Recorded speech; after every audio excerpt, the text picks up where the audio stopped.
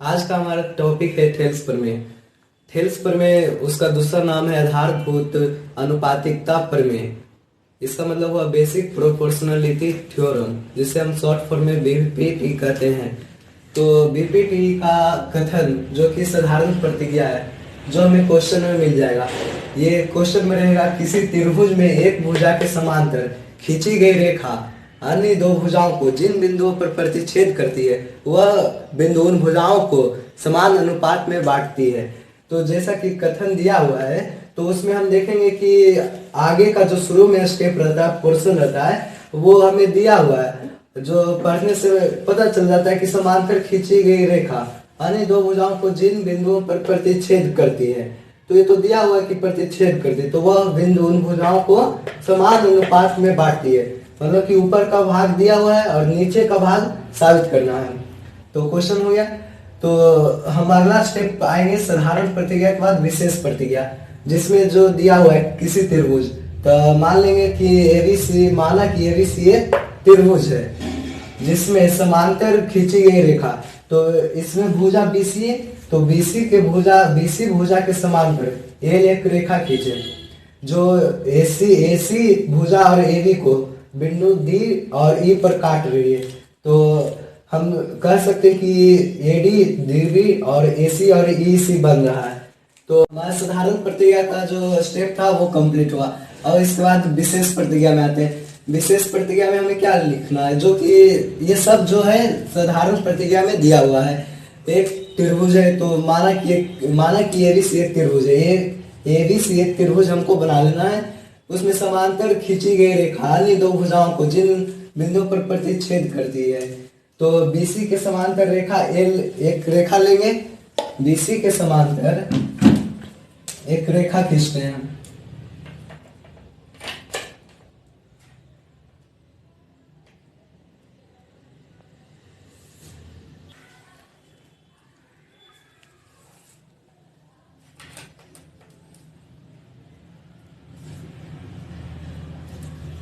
साधारण प्रतिज्ञा में जो दिया हुआ था हम विशेष प्रतिज्ञा में लिखते हैं। माना कि एबीसी एक त्रिभुज है, तो एक एबीसी एक त्रिभुज बना लिए जिसमें बीसी के समांतर, तो बीसी के समांतर रेखा एल लिया है। तो एल जो रेखा लिया है एबी तथा एसी को काट रही है। तो यहाँ पे बिंदु डी और ई नाम दे दिए। यहाँ पे भी काट रही है, यहाँ पे भी काट रही है। तो भुजाओं को बिंदु डी और ई पर काटती है। तो जिसमें दिया है, ये साधारण प्रतिज्ञा में ही दिया हुआ था कि वो समांतर भुजा होते। तो बीसी समांतर डी, जब रेखा एल लिए, जो कि रेखा एल है बीसी के समांतर है, एल समांतर बीसी, तो हम कह सकते हैं डी समांतर बीसी होगा। जो दिया हुआ है उसको हम विशेष प्रतिज्ञा में लिखते हैं। तो विशेष प्रतिज्ञा हो गया, हम यहाँ तक आ गए, विशेष प्रतिज्ञा का काम हो गया। अब नीचे है उन भुजाओं को समान अनुपात में बांटती है। तो इसका हम अगला स्टेप में क्या लिखेंगे, साबित करना है कि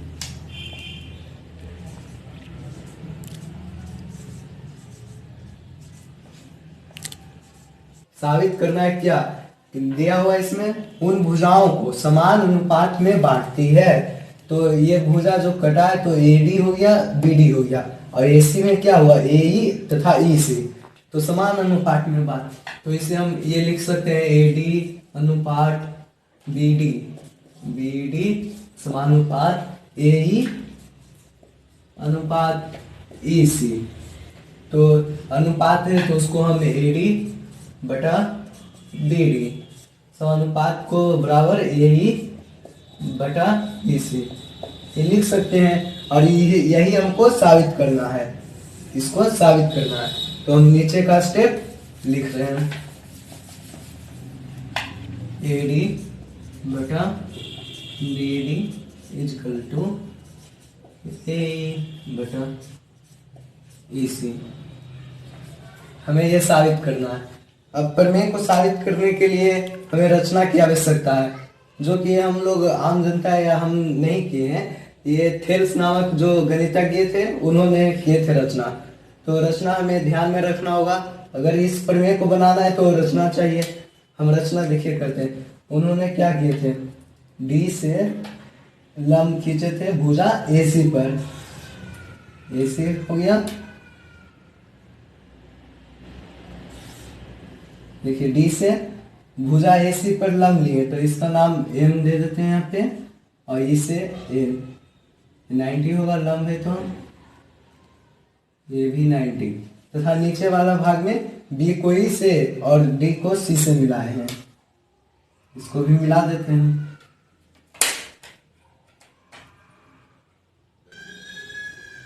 मिला दिए। तो हम रचना किए तो इसको छोड़ तो नहीं सकते हैं, जो रचना हम किए हैं फिगर में उससे भी हमको लिखना पड़ेगा। तो रचना में क्या किए उसको भी दिखा देते हैं। रचना क्या किए, DM लंब AC, ये भुजा त्रिभुज ABC में भुजा क्या है A और C है, और DM लंब लिए हैं, तो लिखेंगे DM लंब AC एंड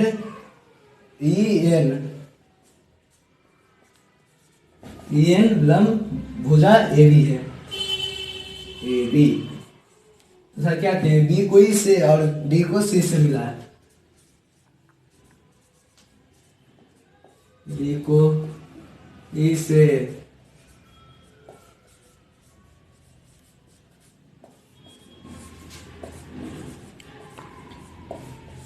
C से मिला है।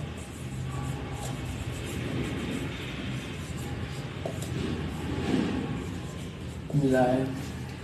ये हो गया हमारा थ्योरी मतलब कंप्लीट। यहाँ तक तो जो क्वेश्चन दिया था उसके अनुसार हम लिख दिए। हमें सिर्फ रचना अपने मन से तो किए हैं, जो कि थेल्स दिए थे, तो रचना याद करना है, रचना हम किए। तो यहाँ तक हमें कोई प्रॉब्लम नहीं हुआ, ये तो जो कथन दिया है उसके अनुसार कर दिए। अब इस प्रमेय को साबित करने के लिए अगला स्टेप हम करेंगे प्रमाण। तो प्रमाण में जो रचना किए उससे साबित होगा, या फिर जो दिया हुआ रहता है उसको लेना पड़ेगा। तो हम आगे करते।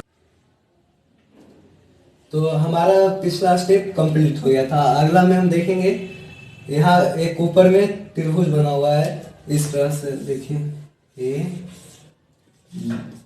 D और E त्रिभुज है, जिसमें D से भुजा AE पर M तथा N लंब डाला गया है। ये देखिए इसमें एक त्रिभुज है जिसपे दो लंब है, यानी कि इस त्रिभुज का दो क्षेत्रफल निकलेगा, एक ऊंचाई EN है, एक ऊंचाई DM है। तो हम जानते हैं कि जिस भुजा पर लंब डाला जाता है वह आधार कहलाता है। जैसे कि देखिए DM किस पे लंब है, DM लंब AE पे, तो इसका आधार क्या हो जाएगा AE और ऊंचाई हो जाएगा DM। अगर बात करें EN की तो EN लंब हो जाएगा AD पर, तो इसका आधार AD और ऊंचाई EN। तो यही निकालना है हमें। जब आधार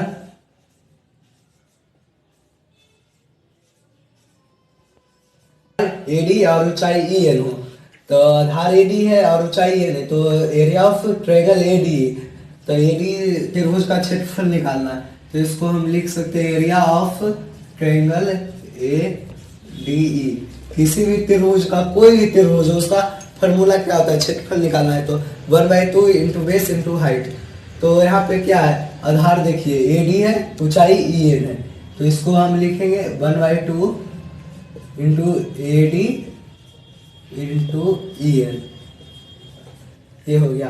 अब इसके जस्ट नीचे वाला फिगर में आना है।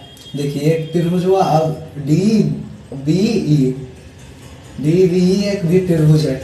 देखिए हम बनाते हैं, ड्रा करते हैं, इस तरह से त्रिभुज है DBE। तो इसका भी हमें एरिया निकालना है। तो इसमें लंब तो दिख नहीं रहा है, पहले लंब कैसे देखेंगे, पहले ये देखना है कि ये न्यून कोण है, अधिक कोण कौन सा त्रिभुज है। तो ये देखिए सामने है, ये 90 डिग्री, 90 से बड़ा है, तो हम कह सकते हैं कि जिस त्रिभुज का एक कोण 90 से बड़ा होता है उससे अधिक कोण त्रिभुज कहते हैं। तो ये अधिक कोण त्रिभुज है। तो अधिक कोण जैसा ही अधिक कोण त्रिभुज आएगा उसमें जो लंब डाला जाता है उसके बढ़ाए हुए भाग पे लंब डाला जाता है। तो हमें इस शीर्ष से अगर लंब डालना है, लंब डालें, तो ये इसको BD भुजा, जो अधिक कोण त्रिभुज का भुजा BD है, उसको अगर इससे बढ़ाते हैं तो आ जाएगा यहाँ दे दिया लम। तो जब भी अधिक कोण आएगा उसको बीडी के बढ़ाए हुए भाग पे लम डाला जाता है। तो इसका आधार हम कहेंगे तो आधार तो यही है बीडी, आधार बीडी है और ऊंचाई ये हो जाएगा ई एन। तो इसका क्षेत्रफल निकालने के लिए half BD into E N. भाई सिर्फ अधिक कोण त्रिभुज यही हमें देखना है कि ये अधिक कोण त्रिभुज है, तो ये देखना है इस पे लम डाला हुआ है एन है, जो कि बीडी के अगर हम आगे बढ़ाते हैं तो इसी पे आ जाएगा। देखिए त्रिभुज बी डी ई जो कि हम कर रहे हैं 90 से बड़ा है, तो ये अधिक कोण त्रिभुज है। तो ये इसमें ऊंचाई होगा और बी डी आधार होगा, तो कैसे, तो इसमें कुछ पता नहीं चल रहा होगा, इसको हम फिर से ड्रा कर रहे हैं, देखिएगा ध्यान से। इस प्रकार बी डी ई यही फिगर है जो कि ये 90 से बड़ा है तो अधिक कोण। इसको हम और सिंपल में बनाते हैं फिगर।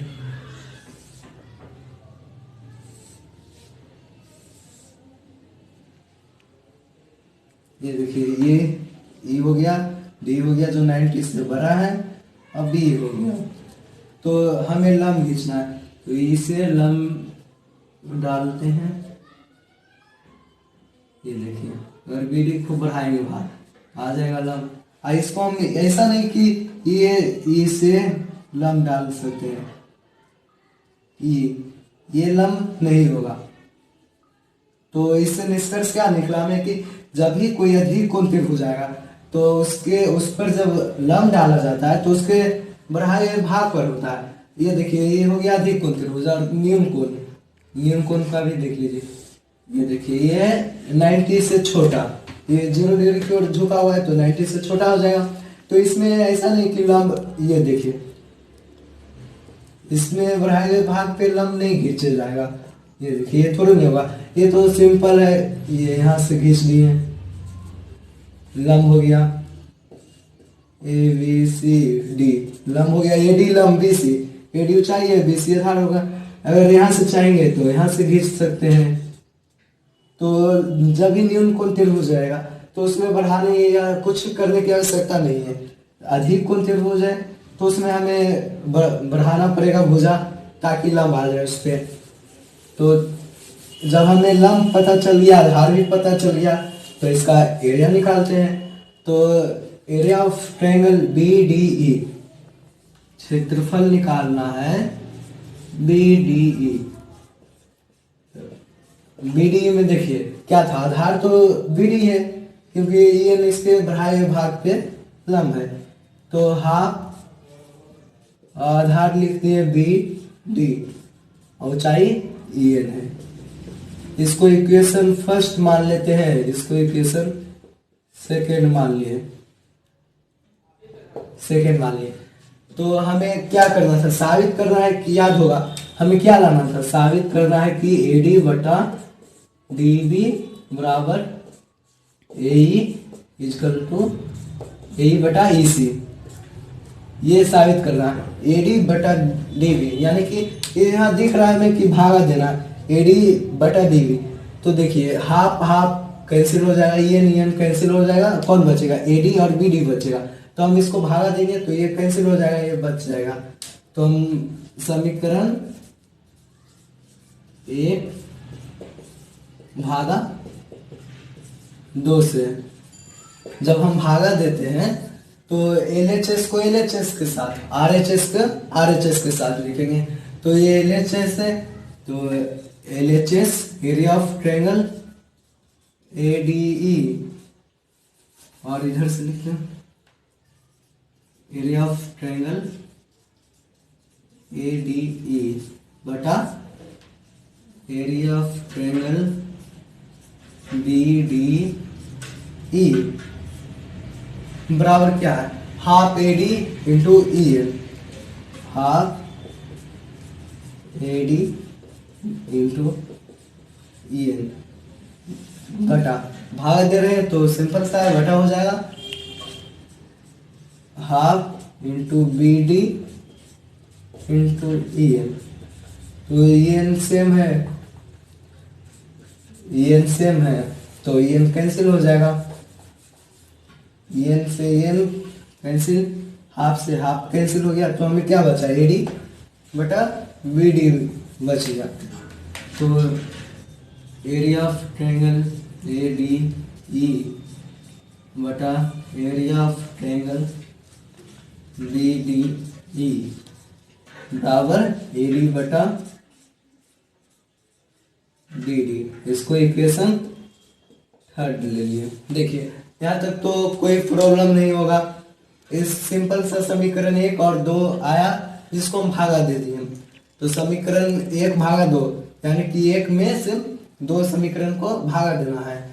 तो 1 को ऊपर रखें, 2 को नीचे रखें। ये LHS भाग है और ये RHS का भाग है। तो LHS के साथ RHS है, जो RHS के साथ दिए, तो हाफ हाफ कट गया, ये कट गया। तो हमारे पास क्या बचा, एरिया ऑफ ट्रायंगल ADE बटा एरिया ऑफ ट्रायंगल BDE बराबर AD बटा BD। ये तो आ गया AD बटा BD। अब हमें क्या लाना था, AE बराबर EC लाना है। देखिए AD बटा BD आ गया। अब इस क्या लाना है, AE बटा EC। तो हमें ट्रायंगल त्रिभुज ADE, त्रिभुज ADE में क्या लेना है, आधार AE हो, तो आधार AE हो तो उस पे कोई भी जब लंब डाला जाता है तो वो आधार पे होता है। तो AE आधार पर कौन सा लंब है, DM है। तो हम लिखेंगे जब आधार AE और ऊंचाई DM हो।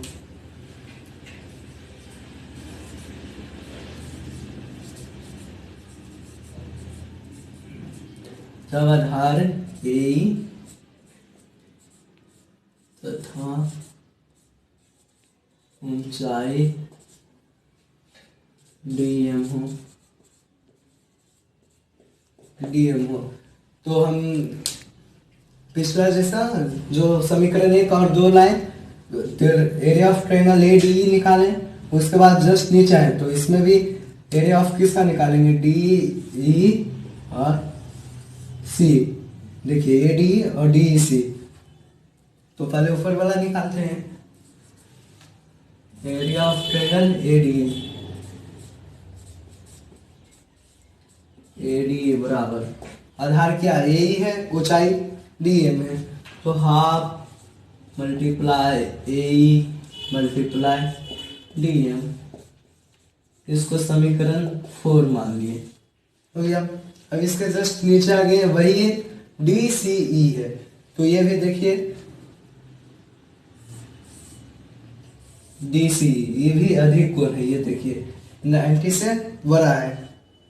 तो इसमें भी जो लंब डालाएगा वो बढ़ाए हुए भाग पे रहेगा। तो ये सेम BDE वाला आ जाएगा। तो लिखते हैं area of triangle DCE। DCE equal to half.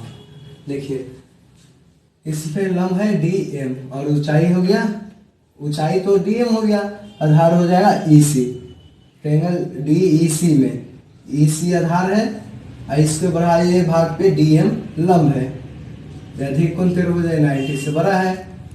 तो DM ऊंचाई है, EC इसका आधार है। तो EC इंटू DM। देखिए समीकरण 4 और 5 लाए, तो यहाँ पे कुछ दिख रहा होगा। इसमें भी हाफ हाफ सेम है, DM ऊंचाई सेम है, सिर्फ आधार AE और EC है। तो इसमें भी वही करेंगे। अगर हम भागा देते हैं तो AE बटा EC आ जाएगा, जैसा कि इसमें किए समीकरण 1 और 2 से लाए। तो हम समीकरण 4 और 5 लाए, तो देख रहे हैं समीकरण 1 और 2 जैसा एकदम सेम बिल्कुल वैसे ही। तुम्हारे पास स्पेस कम है तो ये लाइन लिख सकते हैं, ये लाइन हम इसको हटा देते हैं, डायरेक्ट हम लिख देते हैं समीकरण 4 और 5 से। Area of triangle ADE, area of triangle ADE equal to area of triangle DCE। इसको भागा देंगे तो हाफ हाफ कट जाएगा, DM कट जाएगा, तो क्या बचेगा हमारे पास, AE और EC बचेगा। जो हम ऊपर एक्सप्लेन किए हैं इसको हम शॉर्ट में कर देते हैं 6। ये सन 6 आ गया। देखिए यहाँ तक हो गया कंप्लीट। अब आगे बढ़ते हैं। हम समीकरण 6 लाए और जो 3 ऊपर आया था उसको हम क्लीन कर दिए हैं। अब देखिए ऊपर वाला पोर्शन आया, अब नीचे वाला पोर्शन देखते हैं। नीचे वाला फिगर है तो विशेष प्रतिक्रिया में हम क्या लिखे थे, डी ई समांतर बी सी। हम रचना किए उसका तो काम कर लिए, अब जो दिया हुआ था कथन में दिया उसका भी तो काम करना है। तो इसमें दिया हुआ था डी ई समांतर बी सी, तो हम लिखते हैं दिया है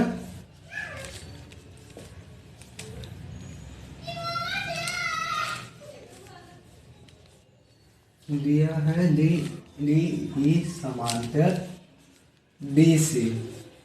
तो आप लोग नोटिस कर रहे होंगे कि डी जो कि डी इसमें आधार हो गया। तो अब जब हम त्रिभुज डी बी की बात करते हैं तो उसमें डी आधार है, और त्रिभुज डी ई सी में भी ये आधार दी है। देखिए इस प्रकार से डी ई बी सी। देखिए ये एक ट्रायंगल हुआ डी और डी ई जिसमें भी आधार डी है। दूसरा ट्रायंगल है डी ई सी जिसमें भी आधार है डी, और ये डी ई समांतर बी सी। तो हमें 9th क्लास में भी प्रमेय पढ़ने का था जिसमें था एक ही आधार पर दो समांतर रेखाओं के बीच बने दो त्रिभुजों का क्षेत्रफल आपस में बराबर होता है। तो इसमें एक ही आधार कौन हुआ, डी हुआ, और जो समांतर रेखा के बीच है कौन है, डी बी ई है और डी ई सी है, तो उसका क्षेत्रफल बराबर होगा। तो त्रिभुज डी बी ई का क्षेत्रफल बराबर त्रिभुज डी सी ई का क्षेत्रफल बराबर होगा। ये हम प्रमेय से जानते हैं। तो लिखते हैं हम जानते हैं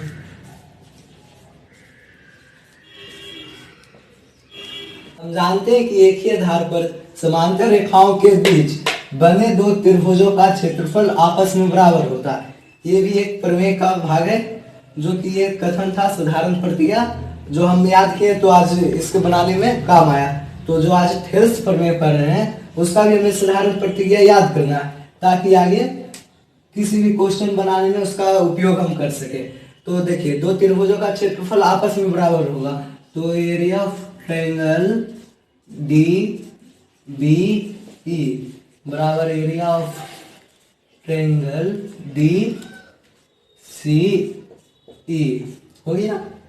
अब देखिए इसका मान हम समीकरण 6 में रखते हैं। तो ए डी तो ठीक है, नीचे का भाग एरिया ऑफ डी सी, तो डी सी है, इसको हम क्या लिख सकते हैं, डी बी लिख सकते हैं, डी बी। और जो हम समीकरण 3 में लाए थे area of triangle A D E बटा area of triangle D B E बराबर क्या लाए थे, ए डी बटा डी बी।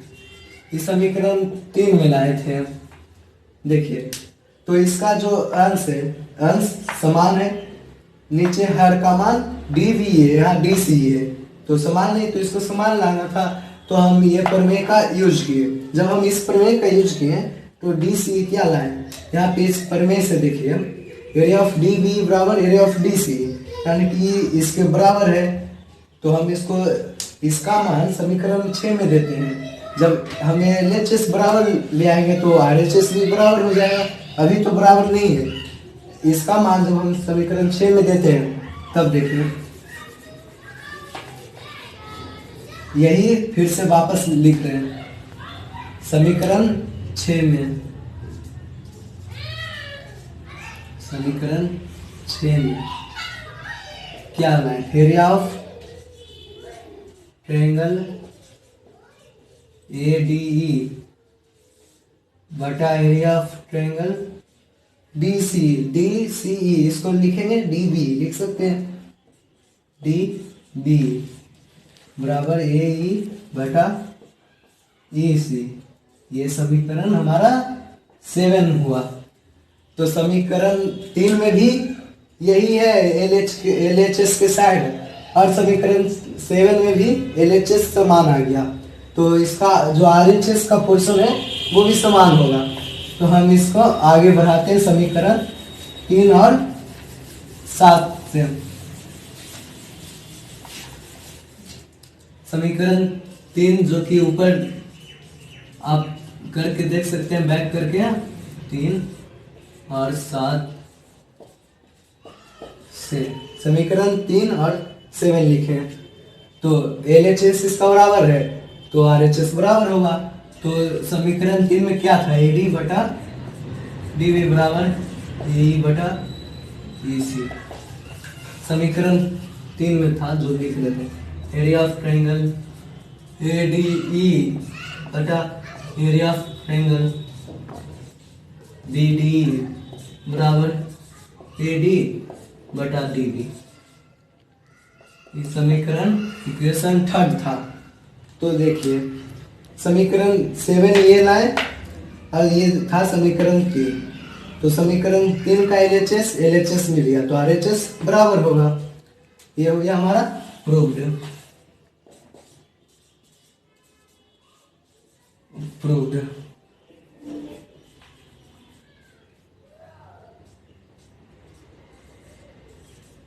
3 और 7 से